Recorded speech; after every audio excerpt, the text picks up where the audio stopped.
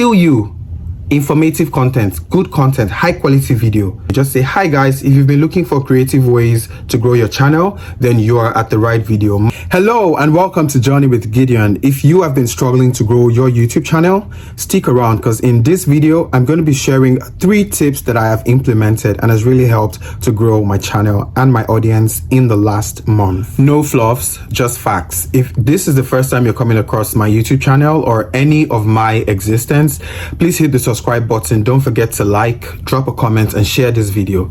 On here, we're all about positivity, we're all about growth, and we keep on sharing updates that helps us to live a life of no stress.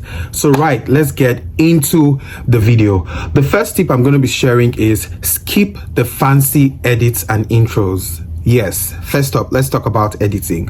One major thing I've done recently is to really chill on overly editing my videos, to be honest, because why are you stressing to get everything perfect? The truth is, these days, people's attention span is really short. So nobody is trying to spend so much time on your video. You're not some Michael Jackson or some famous celebrity that, would make people plan, wait for your video to drop, and then honestly wait to jump on your content. You are trying to grow your database. So you need to calm at the beginning of your video, your edit, give people the message that they want to see immediately, and then just go straight to the point. Do not stress over effects, transitions, or like just getting everything perfect. People are more interested in the content itself, the message you're trying to pass. How true is your information? Has your information been tested and trusted? Is there proof that this message you're passing is true? Are there a lot of people talking about this thing you're talking about? I feel like these are the factors that you should be worried about, instead of thinking, oh, I need to pay for CapCut Pro, I have to pay for this editing app. No. These days, to be honest, recent statistics have shown and have proven that just press and play videos are going more viral than overly edited fancy videos. People are not interested in how slick your editing is. They just want a message, because just the way you rushed to search this video and found it is the same way people are when they're hungry for education. So they want to search a video and just get right on it and get the information, that they need. So my advice, just press record, trim out what's unnecessary, and post it. Yes, totally post it. Forget about spending hours on intros, on start screens. Those things aren't getting as crucial as you really think. Quickly flash some basic statistics on the screen about attention spans. So like doing a B-roll, for example, probably like a funny part of your video when you said something that you feel like will catch people's attention. So always try to throw that in your videos as well. Don't just like try to use your own words when making video.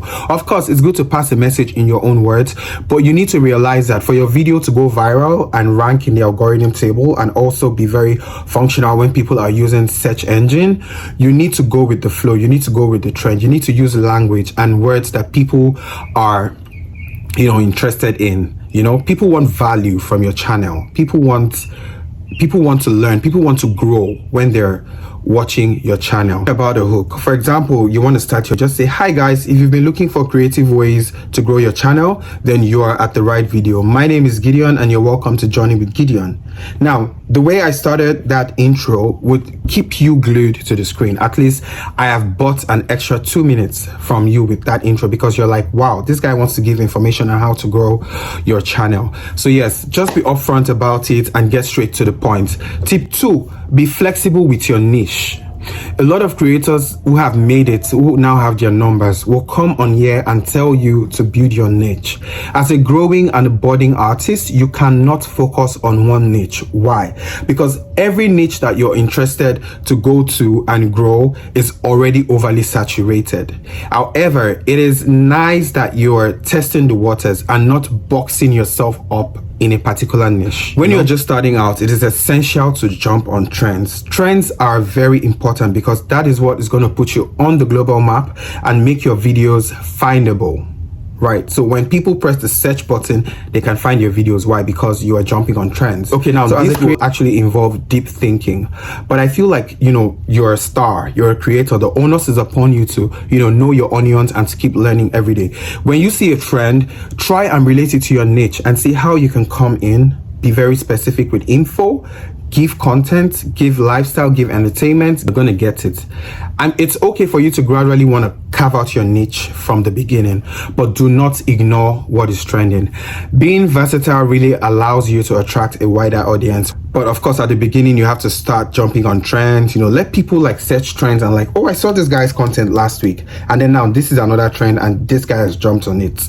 So do you see where I'm coming from? It takes like a lot of creative thinking and just being readily, available. Once people start expecting consistent uploads from you, that's when you can begin to build and refine your niche. Like I said earlier, when I listen to something that's trending and I go on YouTube and I see a video that you made and you gave me qualitative information 2 days or 2 days later, 3 days later, and something else is trending and I go on search and I found out that still informative content, good content, high quality video, you don't need to beg me to subscribe. I'm definitely going to subscribe. And even normally, the algorithm will definitely start showing my content to this person because now they have now gotten interested, But until then, keep your content flexible. The third thing we're going to be talking about is that your thumbnail matters, but not your face. Yes, I said what I said. Thumbnail matters, but not your face. Finally, let's talk about thumbnails. This is one thing that I've been really willing to talk about. When I started my channel, it was so fun. You feel like you're a star, you're an influencer, you have recorded your content and you're super excited to put it out. You want to be proud of your work. But the truth is nobody cares about your face because you're not famous. Channel more of that energy into like advertising the content that you're talking about. If you're if you're talking about a product and its functionality, try to put, this little info on your thumbnail because this is what gets people's attention and make them want to watch your video. So one thing I've started doing is rethinking my thumbnail strategy. Here's the deal. If you aren't a well-known figure, your face alone probably isn't enough to attract clicks. Instead, visuals, focus on creating thumbnails that tell the story of your idea. When I look at your thumbnail, I can have an idea of your video at a glance. Use bold text when making your thumbnails. There are very good apps and softwares that could help you come up with a thumbnail. There's AI tools, but this is not the right video. But off the top of my head, when making my thumbnails, I make use of Canva. So take a look at the thumbnails of my most recent videos. If you like it, let me know in the comments and I'll definitely be sure to do a video and show you guys how I make my thumbnails. Go on YouTube and look at effective examples of thumbnails that are not focused on the creator's face, but more about the content and the information and the word that they're putting out. That should give you an idea as to how to maneuver your own thumbnail. And I'm not telling you to go and copy someone else's style of thumbnail because, to be honest, if your thumbnail style doesn't go in tandem with the kind of content that you're putting out, it's just going to look crazy.